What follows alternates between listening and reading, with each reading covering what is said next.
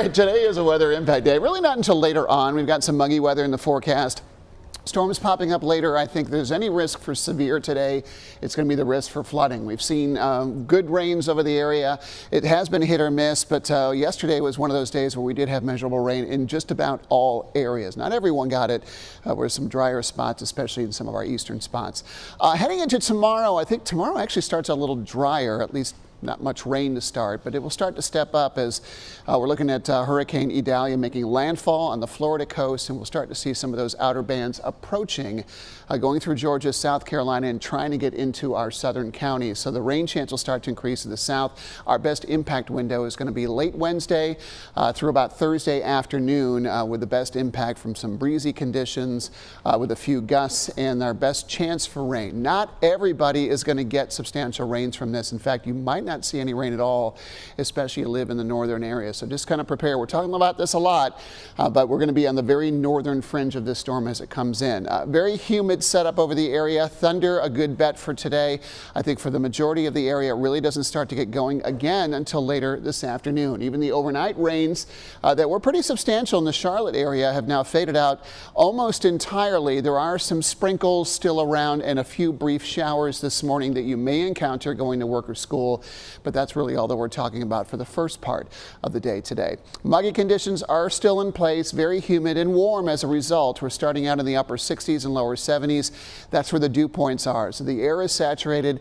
If we didn't have the cloud cover, we would be covered in fog, although this morning it hasn't been a big problem as of yet. So let's step things up. And you notice as we go into the afternoon, showers and storms become much more common, and that will continue like it has the last few nights into the evenings and into the overnight hours. Tomorrow morning, we actually start out pretty well and pretty quiet, and then we'll start to see those outer bands approach. The bulk of the rain is going to be along and south of I-95 from this, but some of those outer bands, depending on the track and the expanse of this storm, could affect areas south of I-40 especially, but the farther north and west you go, the less rain that you're going to see. Wednesday night and Thursday, biggest impact, especially along the coastline as that storm moves on.